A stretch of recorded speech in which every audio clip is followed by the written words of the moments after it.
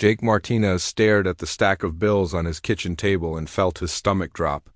Rent was due in 3 days, and he was $200 short. Again, the coffee shop where he worked barely paid enough to cover food, let alone the expensive apartment near Central University. He needed a roommate, and he needed one fast. He grabbed his phone and scrolled through the housing apps for the 100th time this week. Every decent roommate wanted to see his credit score first. Every cheap option looked like a place where he might get stabbed in his sleep. Jake rubbed his tired eyes and wondered if dropping out of college was really such a bad idea. That was when he saw the ad for the interspecies cohabitation program. Government housing assistance for students willing to participate in cultural exchange, Jake read aloud to his empty apartment. Monthly stipend of $800 plus full utilities coverage. His eyes went wide. $800 would solve all his problems. The fine print mentioned something about living with exchange participants from off-world communities, but Jake had heard about this program from other students. It was basically a scam that everyone was in on. The government wanted to look progressive about alien integration, so they threw money at college kids to pretend they were living with aliens. In reality, you just got paired with another human who needed cheap housing. Everyone faked the paperwork, collected the money, and lived normally. Jake called the number immediately. Interspecies cohabitation program, this is Linda Walsh speaking, came a cheerful voice through the phone. Hi, I want to apply for the roommate program, Jake said, trying to sound official. Wonderful, we have openings available. Now, you understand. This is for housing with non-human participants, correct?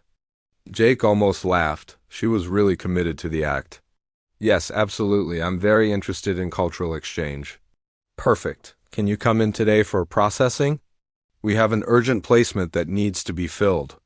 2 hours later, Jake sat in a government office that smelled like old coffee and disinfectant. Linda Walsh turned out to be a middle-aged woman with gray hair and kind eyes. She wore a badge that said Integration Specialist and had pictures of various alien species taped to her computer monitor.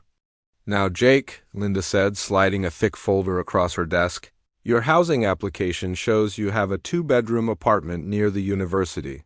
That works perfectly for our needs. Great, Jake said, flipping through forms he did not understand. Most of them seem to be in multiple languages, including some that use symbols instead of letters. So when do I meet my roommate? Actually, HFY will be arriving this evening. I know it's short notice, but sometimes these placements happen quickly. Linda handed him a tablet with even more forms. Just sign these consent forms and liability waivers. Jake barely read the documents. Words like species-specific dietary requirements and non-standard sleep cycles jumped out at him, but he figured it was all part of the official fiction. He signed everything with digital signatures and handed the tablet back. Excellent, Linda said, looking relieved. Now, HFY is a Zephyrian, so there might be some adjustment period. They're very logical beings, quite different from humans. In their social approaches, no problem, Jake said. I'm very adaptable. Linda gave him a strange look. I hope so. Here's your first month's stipend. She handed him a government card loaded with $800. And Jake? Try to keep an open mind. Jake walked back to his apartment feeling like he had won the lottery. $800 for pretending to live with an alien? This was the easiest money he would ever make. He spent the afternoon cleaning his apartment, which mostly meant shoving dirty clothes into his bedroom and hiding the dishes in the oven. Around 6 in the evening, Jake heard heavy footsteps in the hallway outside his door. They sounded weird, like someone wearing metal boots. He figured his new alien roommate was really committed to the role. Some students went all out with costumes and fake accents for these programs. The footsteps stopped outside his door. 3 precise knocks echoed through the apartment. Jake opened the door with a grin, ready to meet his fellow conspirator. The grin died on his face immediately. Standing in his doorway was a 7-foot-tall creature with pale blue skin that looked like it was made of crystal. 4 arms extended from its torso, each ending in hands with too many fingers. Its head was elongated and hairless, with large silver eyes that seemed to glow in the hallway light. It wore what looked like a metallic robe that shimmered with colors Jake could not name. "Greetings," the creature said in a voice like wind chimes. "I am HFY of the Zephyrian Third Research Collective. You are the human designated as Jake. Martinez, correct?" Jake's mouth opened and closed several times before any sound came out. You're actually an alien, yes?" HFY tilted his head in what might have been confusion. This was clearly stated in the placement documentation. "Are you experiencing cognitive difficulties?" "No, I just dot." Jake stepped back automatically as HFY moved into the apartment. The alien had to duck to fit through the doorway. "I thought this was a fake program." HFY set down a large metallic case that had been floating behind him. Jake had not even noticed it was there. Fake? The Interspecies Cohabitation Program is a serious research initiative designed to study human social behaviors in controlled domestic environments. There is nothing fake about it. Jake watched as HFY looked around the apartment with his glowing silver eyes. The alien's expression did not change, but somehow Jake got the feeling that HFY was not impressed with what he saw. "This dwelling appears to be in a state of significant disorder," HFY observed. The nutritional preparation area contains unwashed implements, and there are fabric items scattered across multiple surfaces. "Is this normal for human habitation?" Well, I was going to clean," Jake stammered. "I just found out you were coming today." HFY opened his metallic case, revealing devices that looked like they belonged in a science fiction movie. "I have brought standard cohabitation equipment and documentation." He pulled out a tablet that projected a holographic screen in the air. "According to my research, human roommate relationships require clearly defined agreements regarding domestic responsibilities." The holographic screen displayed a document titled Interspecies Cohabitation Contract in both English and symbols that hurt Jake's eyes to look at. As Jake watched in amazement, the document began scrolling automatically. Section 1 covers nutritional requirements, HFY explained. "I sustain myself through mineral consumption and electromagnetic absorption. I will require access to the eastern window for daily energy collection." Section 2 addresses temporal scheduling. "My species requires 4 hours of meditative stasis every 26 hours, during which noise must be kept below 30 decibels. Jake felt dizzy. This was real. This was actually happening. There was a real alien standing in his apartment, talking about eating minerals and absorbing electricity, and somehow Jake had accidentally signed up to live with him. Section 15 covers emergency protocols in case of human emotional instability, HFY continued. "I am told your species experiences frequent irrational behavioral episodes requiring specialized intervention." "Wait," Jake said, finding his voice. "You've never lived with a human before?" "Correct. You are my first human research subject.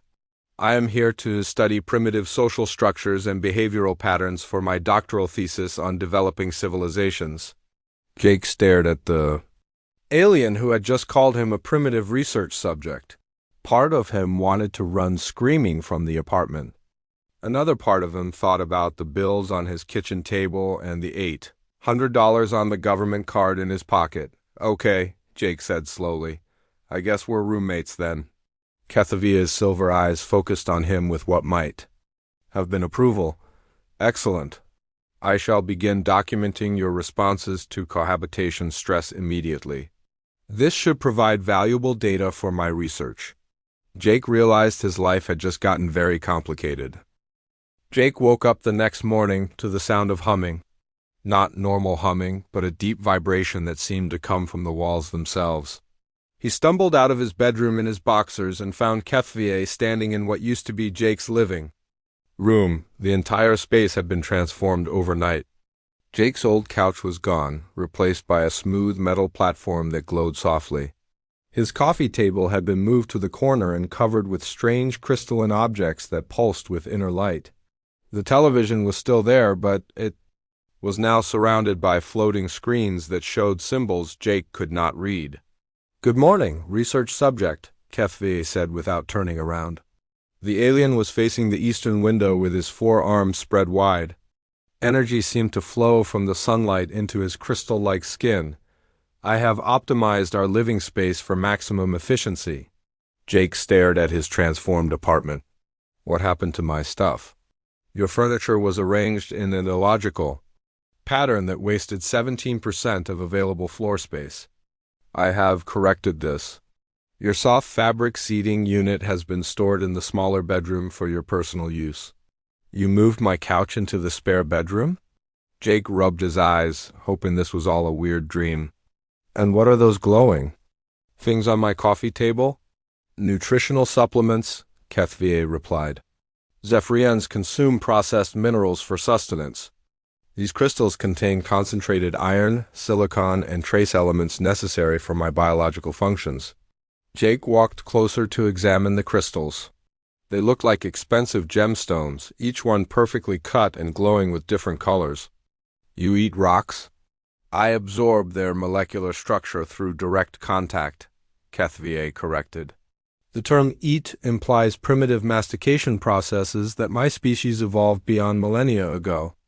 Before Jake could respond, his phone started playing loud music from his bedroom.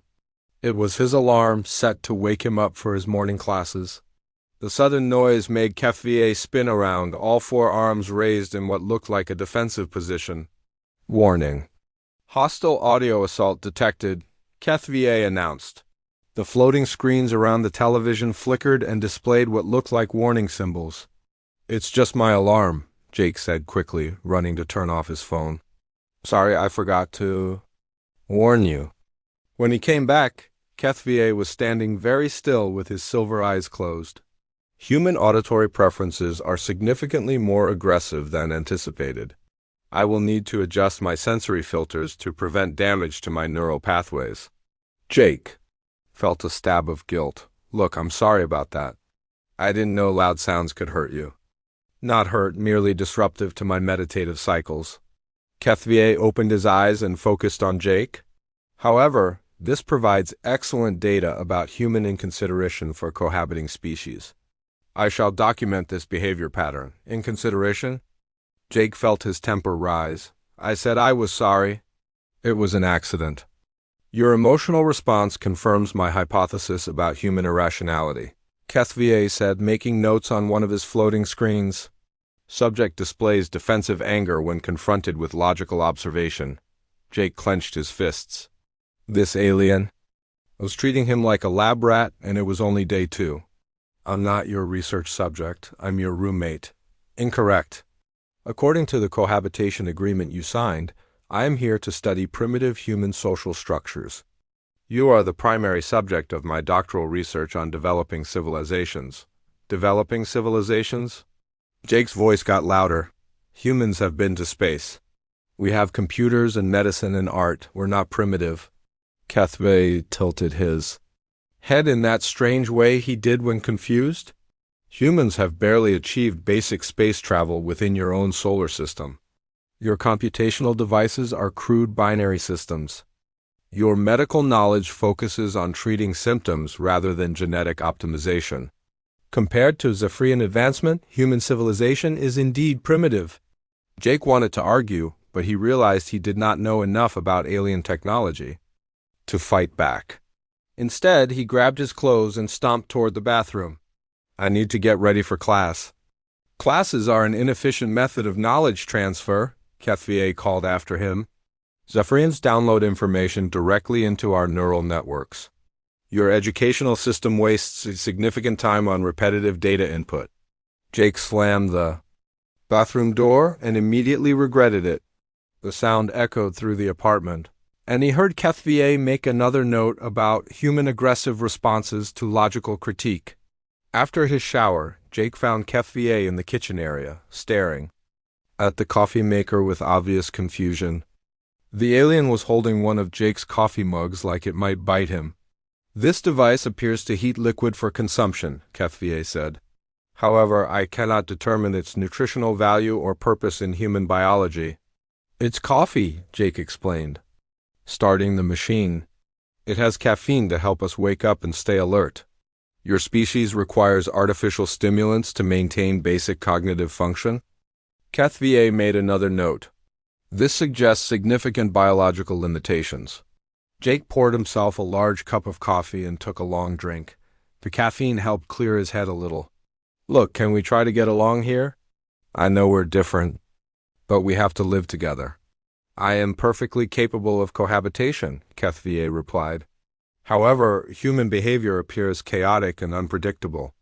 You generate unnecessary noise, leave nutritional preparation implements unwashed, and maintain irregular sleep cycles that interfere with organized living patterns. That's just how humans live, Jake said. We're not all the same, and we don't follow rigid schedules for everything. Precisely my point. Your species lacks basic organizational skills. Jake was about to respond when his phone buzzed with a text message. It was from his girlfriend Amy Peterson, coming over after my morning class. Can't wait to meet your new roommate. Jake's stomach dropped. He had completely forgotten about Amy. She was expecting to meet another human pretending to be an alien, not an actual 7-foot-tall crystal being who thought humans were primitive lab animals. I need to make a phone call, Jake said. Grabbing his phone, he dialed Amy's number while walking to his bedroom for privacy. She answered on the second ring. Hey, babe, Amy's cheerful voice came through the speaker. I'm so excited to see what kind of costume your fake alien roommate is wearing. Some of the other girls said their program partners have really elaborate setups. Amy, Jake started, then stopped. How could he explain this? About my roommate ... Don't spoil the surprise, Amy laughed.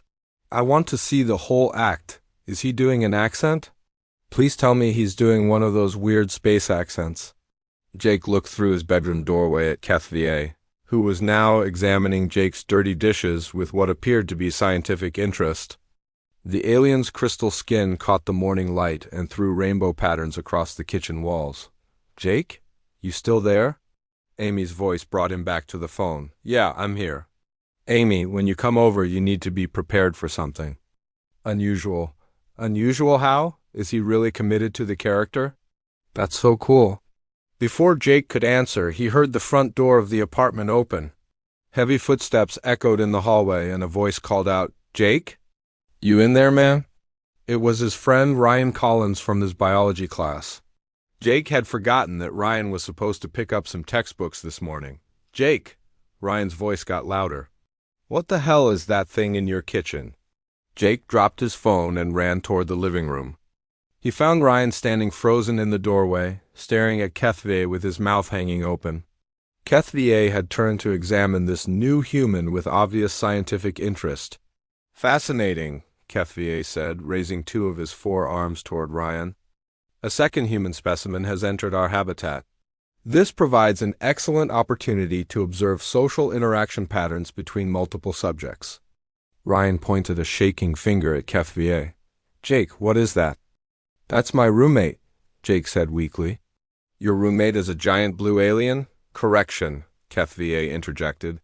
I am Zephyrion, not blue alien. The color designation is inaccurate. Due to human visual limitations? Ryan looked back and forth between Jake and HFY. This is real? This is actually real?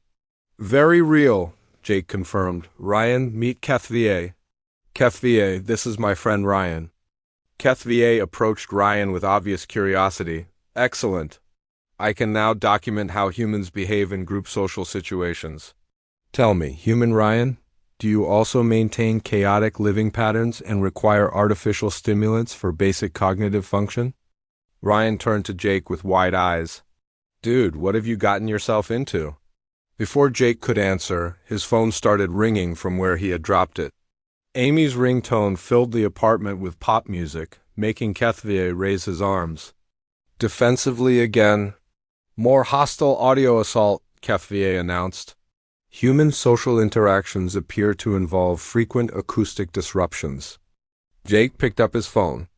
Amy's voice came through clearly enough for everyone to hear. Jake? Jake, what was all that noise? It sounded like someone was talking about specimens and aliens. Are you watching a movie? Jake looked at HFY, who was now studying both humans with intense scientific focus. He looked at Ryan, who appeared to be having trouble breathing normally. He thought about Amy, who would be arriving soon expecting a fun college prank. "Amy," Jake said into the phone, "we need to talk." Amy Peterson arrived 20 minutes later, wearing her favorite yellow dress and carrying flowers for what she thought would be a fun meeting with Jake's fake alien roommate. She knocked on the door with a cheerful rhythm and called out, "Ready to meet your space buddy." Jake opened the door slowly, trying to block her view of the apartment. "Amy, before you come in, I need to explain something." "Oh, come on," Amy laughed, pushing past him. "How elaborate could this costume be? I've seen some pretty good ones on social media and—" Her words died in her throat as she saw HFY standing in the transformed living room. The alien was currently absorbing sunlight through the window, his crystal skin glowing with soft blue light. All four of his arms were spread wide, and energy patterns flowed visibly across his elongated head. When he heard Amy enter, he turned to face her with those large silver eyes. "Greetings, human female," HFY said in his wind chime voice. "I am HFY. You must be the reproductive partner that Jake mentioned in his sleep vocalizations." Amy dropped the flowers. The ceramic vase shattered on the floor, sending water and broken pieces everywhere. She stumbled backward until she hit the wall, her face completely white. "That's not a costume," she whispered. "That's not a person in a costume, correct?" HFY confirmed. "I am a Zephyrian researcher studying primitive human social behaviors. Your arrival provides an excellent opportunity to observe mating ritual interactions." "Mating rituals?" Amy's voice went up several octaves. "Jake, what is happening here?" Jake quickly moved between Amy and HFY. "Amy, calm down. I can explain everything." "Calm down?" Amy was breathing very fast now. "There's a giant alien in your apartment talking about studying us like animals, and you want me to calm down?" Ryan, who had been sitting on the floor since his own shock, finally found his voice. "I told you this was insane, Jake. You're living with an actual alien." HFY moved closer to observe Amy's reaction. "Fascinating. The female human displays classic fear responses including rapid breathing, elevated vocal pitch, and defensive positioning. This confirms my research on human emotional instability." "Stop analyzing her," Jake snapped. "She's scared." "Obviously. Fear is a primitive survival mechanism that your species has not evolved beyond. Most advanced civilizations eliminated such irrational responses long ago." Amy stared at HFY with growing horror. "It thinks we're primitive. It's studying us. Like we're animals in a zoo?" "Not animals," HFY corrected. "More like early-stage sentient beings. Your emotional responses and social patterns are quite similar to species we encountered 12,000 years ago on other developing worlds." "Developing worlds?" Amy's fear was turning into anger. "We have cities and technology and art and literature. We sent people to the moon 60 years ago. Basic achievements for a young species," HFY agreed. "However, you still engage in warfare, environmental destruction, and emotional decision-making. Your civilization shows promise but requires significant development before reaching true sophistication." Amy turned to Jake with tears in her eyes. "How can you live with something that thinks we're barely evolved monkeys?" "He's not that bad once you get used to him," Jake said, though he was not sure he believed it himself. "Not that bad?" Amy's voice cracked. "Jake, this thing sees you as a lab rat. It's probably reporting everything you do to its alien government." HFY tilted his head thoughtfully. "Actually, I report to the Zephyrian Third Research Collective, which is more of an academic institution than a government. However, your concern about surveillance is not entirely inaccurate." Jake felt his stomach drop. "What do you mean?" "I am required to document all significant behavioral observations for my doctoral thesis. This includes social interactions, emotional responses, and adaptation patterns. Your species' development is quite fascinating from an anthropological perspective." Amy backed toward the door. "I can't do this. I can't be around something that thinks I'm a primitive specimen." She looked at Jake with desperate eyes. "Come with me." Get out of here before this gets worse.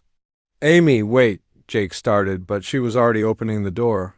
When you decide you want to be with your own species instead of being some alien's pet project, call me, Amy said. She left without looking back, leaving Jake staring at the empty doorway. Ryan stood up slowly. Dude, I hate to say it, but your girlfriend has a point. This is seriously messed up. I am merely conducting research, HFY said, seemingly unaware that he had caused any problem. Human emotional volatility is exactly the type of behavior I was sent to document. See? Ryan pointed at the alien. You're a science experiment to this thing. That's not normal, Jake. Before anyone could respond, a loud crash came from somewhere outside the building. Car alarms started going off, and voices could be heard, shouting in the street below. Jake went to the window and looked down to see a group of people wearing black clothing and masks gathered around several vehicles. What's going on out there? Ryan asked, joining Jake at the window. The HFY approached, with his floating devices already scanning the area. I detect multiple humans displaying aggressive behavioral patterns. They appear to be organized and moving with hostile intent. Hostile intent toward what? Jake asked. One of HFY's screens displayed readings that meant nothing to Jake. They are carrying technology designed to detect non-human biological signatures. Based on their equipment and organization, I believe they are part of an anti-alien extremist group. Anti-alien extremists? Ryan's voice got higher. Those actually exist? Unfortunately, yes, HFY replied. The Zephyrian Research Collective was warned that some human populations react violently to evidence of superior civilizations. These groups call themselves various names, but they share the common goal of eliminating alien presence on Earth. Jake felt cold fear creeping up his spine. Are they coming here? HFY's screens flickered with new information. Probability is high? My biological signature would be easily detectable from their current position. They likely tracked me to this building through standard surveillance methods. Surveillance methods? Jake turned away from the window. You mean they've been watching? U.S.? Obviously. Anti-alien groups monitor all participants in integration programs. Your government's security measures are quite primitive compared to the threats they face. Ryan grabbed Jake's arm. We need to get out of here, now. Negative, HFY said calmly. Retreat is unnecessary. These humans pose no significant threat to a Zephyrian researcher. No threat? Jake stared at the alien. They're extremists with weapons looking to hurt you. That sounds like a pretty big threat to me. Human weapons are crude and ineffective against Zephyrian defensive capabilities. However, you and your friend are vulnerable. Perhaps you should leave while I handle this situation.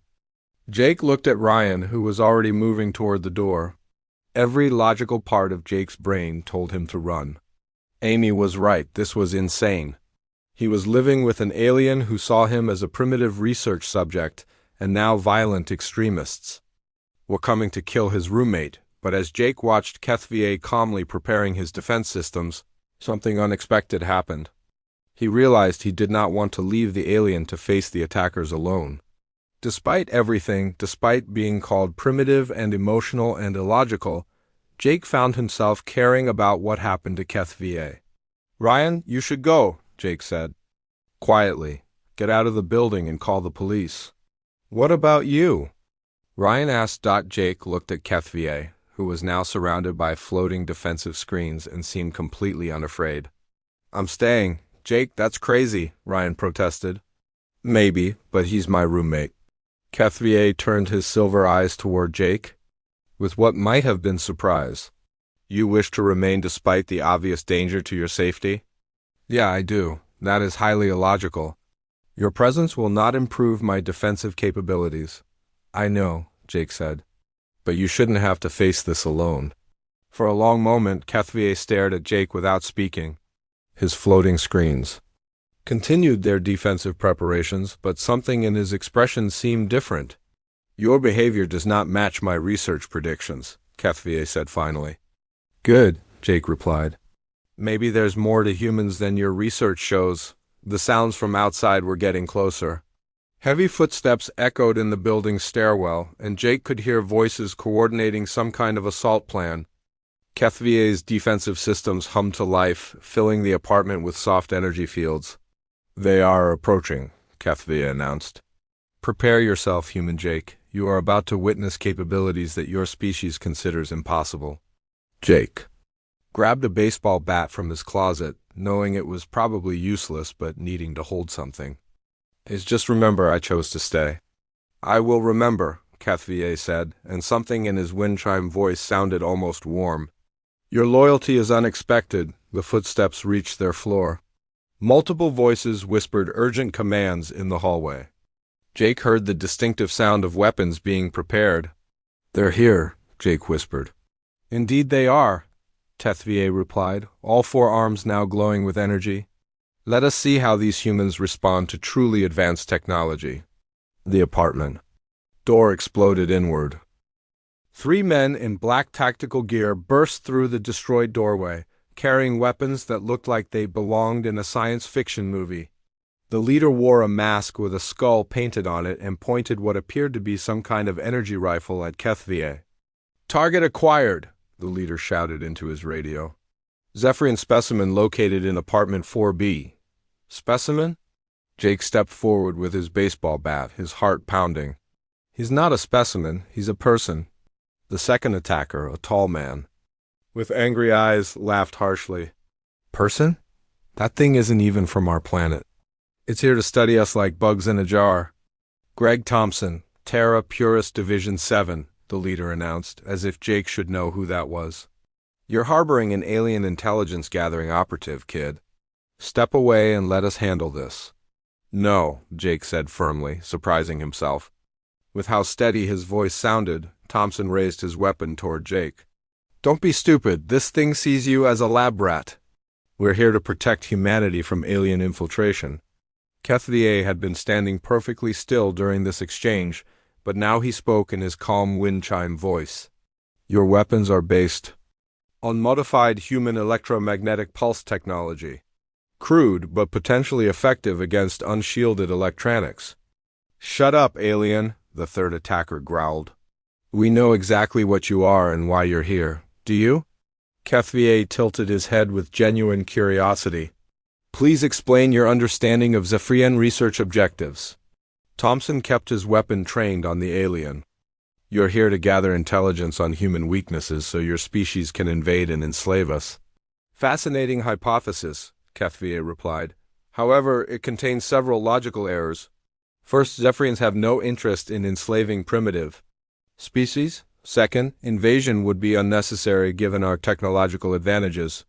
Third, humans possess no resources that we cannot obtain more efficiently elsewhere. Primitive?" The tall attacker's face turned red with anger. "We'll show you how primitive we are." He fired his weapon at Kethvier.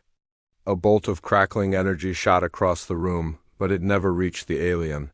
Instead, it struck an invisible barrier about 3 feet in front of Kethvier and dispersed harmlessly into sparkles of light. "Energy absorption field," Kethvier explained calmly. "Your electromagnetic weapons actually provide me with additional power."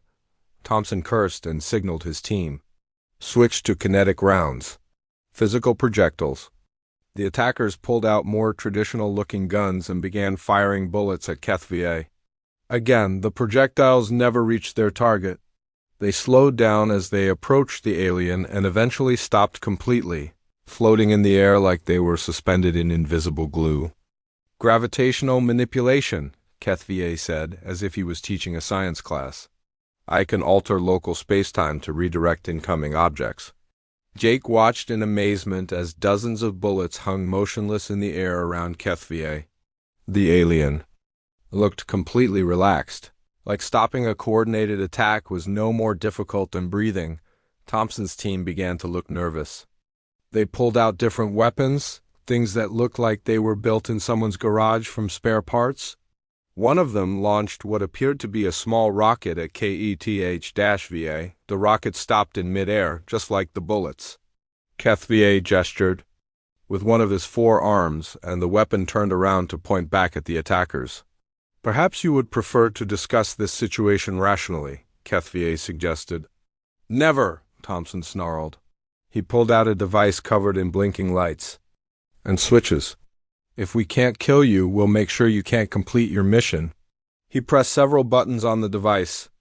A high-pitched whining sound filled the apartment, and all the lights flickered. Jake felt his teeth ache from the noise. For the first time since the attack began, HFY looked concerned. Sonic disruptor? Interesting. Your species' creativity in developing crude weapons is remarkable. The whining sound got louder. HFY's floating screens began to flicker and spark. His energy barriers wavered, and some of the suspended bullets dropped to the floor. Got you now, alien, Thompson laughed. That's a neural disruption field. Scrambles your alien brainwaves. HFY staggered slightly, his crystal skin flickering between different colors. The device is ... affecting my concentration. Most. Unexpected. Jake saw his chance. While the attackers were focused on their sonic weapon, he crept around behind them. The tall attacker had his back turned, completely absorbed in watching HFY struggle against the neural disruptor. Jake raised his baseball bat and brought it down hard on the back of the man's head. The attacker collapsed immediately, and his weapon clattered across the floor. Danny's down, the third attacker shouted, spinning toward Jake, but Jake was already moving. All those years of playing baseball in high school suddenly seemed very useful. He swung the bat like he was aiming for a home run and caught the third attacker in the ribs.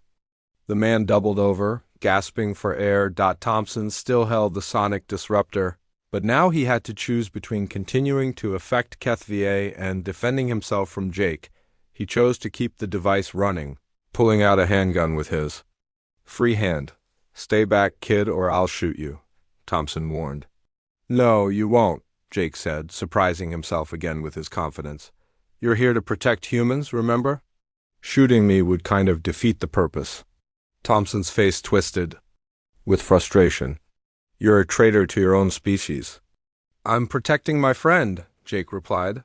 That was when HFY did something completely unexpected. Despite the sonic disruptor affecting his abilities, he managed to focus enough energy to create a small gravitational field around Thompson's sonic device. The machine crumpled like a tin can being crushed by an invisible hand. The painful whining sound stopped immediately. HFY straightened up, his screens flickering back to normal operation. Thank you, Jake, the alien said. Your intervention was ... helpful. Thompson stared at his destroyed device, then at his unconscious teammates, then at Jake standing with his baseball bat. This isn't over. There are more of us. We'll be back. I do not think so, HFY said quietly. He gestured with two of his arms, and Thompson suddenly froze in place. Not paralyzed, but unable to move forward or backward, as if he was trapped in invisible cement. You will remain in that position until the authorities arrive, HFY informed him. The gravitational field will maintain your current location, regardless of your efforts to escape. Thompson struggled against the invisible restraints, his face red with effort and rage. Let me go, alien freak. I prefer the term Zephyrian researcher, HFY replied. And no, I will not release you. You attempted to harm both myself and my research partner. Research partner? Jake looked at HFY with surprise, the alien's silver eyes focused on Jake. You chose to defend me despite obvious personal danger. You could have fled when your friend Ryan suggested it. You could have left when your reproductive partner demanded it. Instead, you remained and provided assistance when my defenses were compromised. I just did what felt right, Jake said. Precisely. Your behavior demonstrates qualities that my research did not predict. Loyalty, courage, and strategic thinking under pressure. These are not characteristics typically associated with primitive species. Thompson made a disgusting noise. Don't let it fool you, kid. Aliens are masters of manipulation. It's probably just trying to make you more cooperative for its experiments. HFY turned to Thompson with what might have been irritation. Your understanding of Zephyrian psychology is as flawed as your weapons technology. Jake looked around the apartment. The door was destroyed. Bullet holes dotted the walls. and 3 unconscious or trapped extremists were scattered around his living room. His girlfriend had left him, his friend thought he was crazy, and he was probably going to get kicked out of his apartment for the damage, but as he watched, HFY efficiently securing the attackers and documenting the incident for his report, Jake realized something important had changed. The alien was no longer looking at him like a research specimen. There was something different in those silver eyes now, something that might have been respect. HFY, Jake said, when you write your report about this, what are you going to say about humans? The alien paused in his documentation. I will note that human behavior is more complex than initial observations suggested. Your species possesses qualities that our research models did not account for, like what? Loyalty that transcends logical. Self-interest. The ability to form meaningful bonds across species barriers. Courage in defense of others, even when those others are significantly different from yourselves? HFY's Wenchime voice seemed thoughtful. Perhaps the term primitive requires reconsideration. Jake smiled for the first time since this whole mess started. Maybe your research is teaching you something too. Yes, HFY agreed, looking around the destroyed apartment. It appears that it is. In the distance, sirens were approaching. Jake could hear police cars and what sounded like government vehicles racing toward their building. Their quiet life together was about to become very complicated, but somehow Jake found that he was looking forward to whatever came next. The government agents arrived 15 minutes after the police.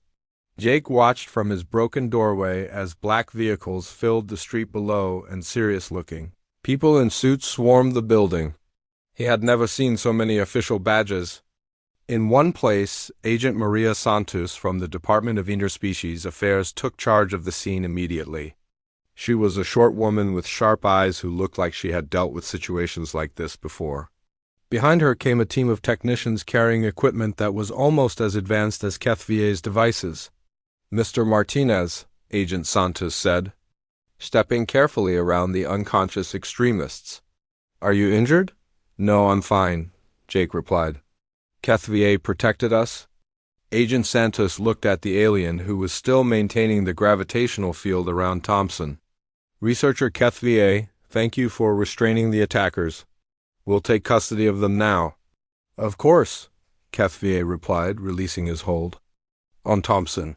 The extremist leader immediately collapsed to his knees, gasping from the effort of fighting against the invisible restraints. You haven't won anything, Thompson spat as the agents handcuffed him. There are dozens of Terra Purist cells across the country. We know about every alien in the integration program. This is just the beginning. Agent Santos ignored him and turned back to Jake and HFY. I'm afraid this incident changes everything. The program wasn't supposed to attract this level of extremist attention.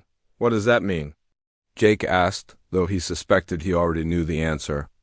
It means the interspecies cohabitation program is being suspended immediately. All alien participants will be relocated to secure facilities until we can guarantee their safety. Jake felt his stomach drop. After everything they had been through, after finally starting to understand each other, they were going to be separated. That is acceptable, HFY said calmly. I have gathered sufficient data for my research. The experiment can be considered complete. Complete? Jake stared at the alien. Just like that, you're ready to leave? HFY's silver eyes focused on Jake. The program is terminated. There is no logical reason to remain. What about friendship? Jake asked. What about everything we've learned about each other? Friendship is an emotional concept, HFY replied, but something in his wind chime voice sounded uncertain. Zephyrians do not form emotional attachments. Agent Santos was watching this exchange with obvious interest. Actually, researcher HFY, there might be another option. Both Jake and HFY turned to look at her. The attack on your apartment has created some unique circumstances, Agent Santos explained. The integration program may be suspended, but we're launching a new initiative, a joint human-alien research project to study and counter extremist threats. What kind of research project? Jake asked. We need teams that understand both human and alien perspectives, partners who can work together to predict and prevent future attacks. Agent Santos looked between Jake and Kethvia. Your performance today suggests you might be ideal candidates. I am interested in continuing my research, Kethvia said slowly. However, this human would require significant training to participate in advanced security operations. Hey, Jake protested. I helped save your life today. You demonstrated courage and quick thinking, Kethvia agreed. But you lack technical knowledge and formal combat training? Agent Santos smiled. That's where the partnership comes in. Kethvia provides the advanced technology and analytical capabilities. Jake provides human intuition and cultural understanding.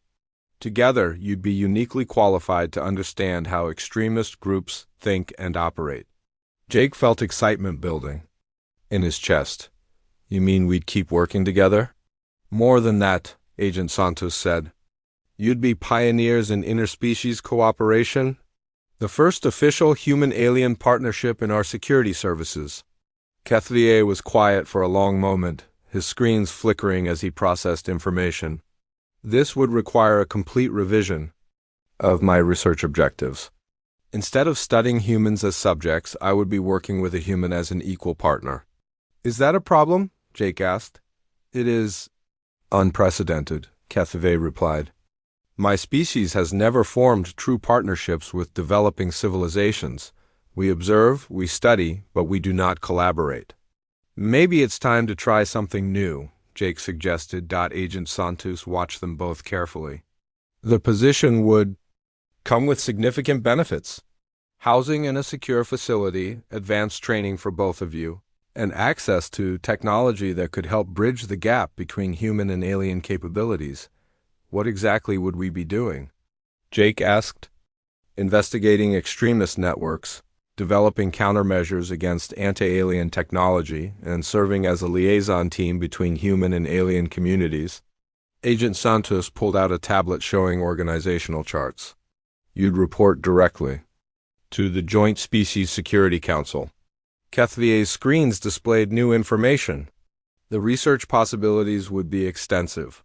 I could study human-alien cooperation from the inside rather than as an outside observer. And I could actually make a difference, Jake added. Help prevent attacks like this from happening to other people. Agent Santos nodded. The program would also provide educational opportunities. Jake, you'd receive advanced training in alien technologies and interspecies communication. Kethvia, you'd gain direct experience with human social and tactical thinking. There is one concern, Kethvia said. My previous research concluded that humans are emotionally unstable and unpredictable. These traits could be problematic in security operations. Jake felt a flash of his old irritation. You're still calling us emotionally unstable? Not unstable, Kethvia corrected, and his tone was different now. Complex. Your emotional responses provide capabilities that pure logic cannot achieve. Today, your emotional attachment to our partnership motivated you to take risks that logical analysis would have discouraged. This resulted in a successful outcome that my calculations had not predicted. So emotions can be useful? Jake asked. They appear to be. Human emotions drive loyalty, creativity, and intuitive problem-solving. These are qualities that could complement Zephyrian analytical capabilities very effectively. Agent Santos seemed pleased with this exchange. Does that mean you're both interested in the partnership? Jake looked at Kethvia. The alien's crystal skin was glowing softly in the afternoon light streaming through the destroyed window. His forearms moved in what Jake had learned was a gesture of consideration. Jake, Kethvia said finally, do you wish to continue working together despite the obvious dangers and challenges? Yeah, I do, Jake replied without hesitation. You're not just my roommate anymore, you're my friend? Friend, Kethvia repeated the word slowly. I am beginning to understand this human concept. It describes a voluntary association based on mutual respect and shared experiences rather than logical necessity. Exactly. Then yes, Agent Santos, we accept your offer. 3 months later, Jake stood in the briefing room of the Joint Species. security facility, wearing a uniform that incorporated both human and alien technology. HFY floated beside him using a device that projected his image. While his physical body remained in his specialized chamber, they had just completed their first major assignment, successfully infiltrating and dismantling a Terra Pura cell that had been planning attacks on 5 different integration sites. Jake's understanding of human psychology had helped them predict the extremists' behavior, while HFY's technology had provided the tools to stop them. "Excellent work, both of you," Agent Santos said, reviewing their report. "The Council is very pleased with the results. The partnership model appears to be highly effective," HFY observed. "Human intuition combined with Zephyrian analysis produces results that neither species could achieve independently." Jake grinned. "Plus, it's actually fun working together now that you don't think I'm a primitive lab rat." "I never considered you a lab rat," HFY replied. "Lab rats are much simpler organisms. You were more like a fascinating puzzle that I could not solve with conventional methods." "Thanks, I think." Agent Santos handed them their next assignment folder. "Your success has attracted attention from other alien species. The Andromedans want to establish a similar partnership program, and the Centauri Collective is interested in cultural exchange initiatives." "More aliens want to work with humans?" Jake asked. "It appears that your species' reputation is improving rapidly," HFY said. "Word is spreading throughout the galactic community that humans possess unique capabilities that complement advanced civilizations rather than competing with them." Jake thought about how much his life had changed since that desperate day when he signed up for what he thought was a fake roommate program. He had been broke, failing in school, and convinced that he had no real future. Now he was part of the most advanced interspecies security team in human history with a best friend, who happened to be a 7-foot crystal alien. "Ready for the next mission, partner?" Jake asked. HFY's image flickered in what Jake had learned was the alien equivalent of a smile. "Ready, partner." As they left the briefing room together, Jake realized that Amy had been wrong about one thing. He hadn't chosen an alien over his own species. He had chosen to be part of something bigger than any single species. He had chosen to help build a future where humans and aliens could work together as equals, and it